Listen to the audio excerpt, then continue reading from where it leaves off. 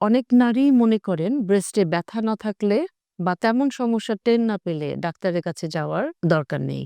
কিন্তু বাস্তবতা হলো ব্রেস্টের সবচেয়ে ঝুঁকিপূর্ণ সমস্যাগুলো অনেক সময় একদম নীরবে শুরু হয়, কোনো ব্যথা ছাড়াই। আর এই জায়গাতেই আমরা সবচেয়ে বেশি ভুল করি। আসসালামু আলাইকুম। আমি doctor Tasmiyat Ahmed, oncoplastic breast surgeon.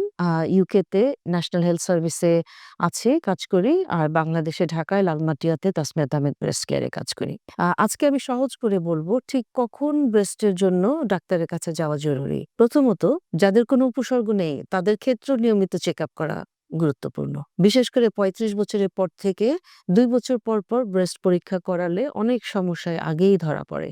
দ্বিতীয়ত, সেকেন্ডলি, আপনি যদি ব্রেস্টে কোনো শক্ত চাকা বা লাম্প অনুভব করেন, সেটা ব্যথা করুক বা না করুক, অবশ্যই ডাক্তারের কাছে আসবেন। অনেক সময় রোগী নিজে পুরোপুরি নিশ্চিত হতে পারেন না, কিন্তু পরীক্ষা করলে বোঝা যায় ভেতরে আসলে কি হচ্ছে। প্রয়োজনে আল্ট্রাসোনোগ্রাম, ম্যামোগ্রাম বা বায়োপসি করে নিশ্চিত করা হয় এই লাম্পটি সাধারণ টিউমার নাকি ক্যান্সারের মতো গুরুতর সমস্যা।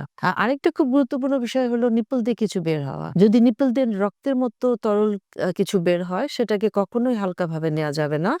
তবে অনেক সময় সাদা বা পুঁজের মতো তরলও বের হতে পারে, যা বেশিরভাগ ক্ষেত্রেই ইনফেকশন বা অন্য সাধারণ সমস্যার কারণে হয় এবং চিকিৎসায় ভালো হয়ে যায়। তাই সব ডিসচার্জই যে ক্যান্সারের লক্ষণ তা নয়।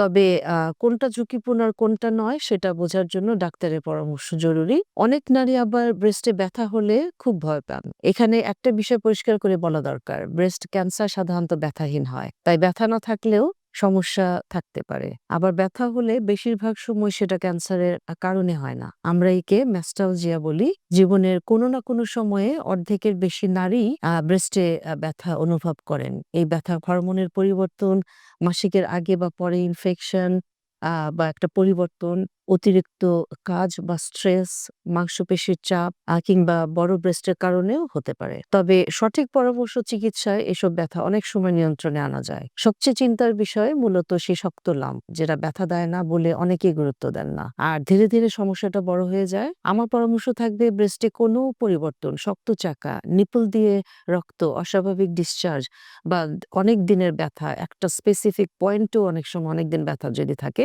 এই যেকোনো একটা বিষয় লক্ষ্য করলে দেরি না করে একজন ব্রেস্ট বিশেষজ্ঞের কাছে আসুন। ধন্যবাদ। আসসালামু আলাইকুম।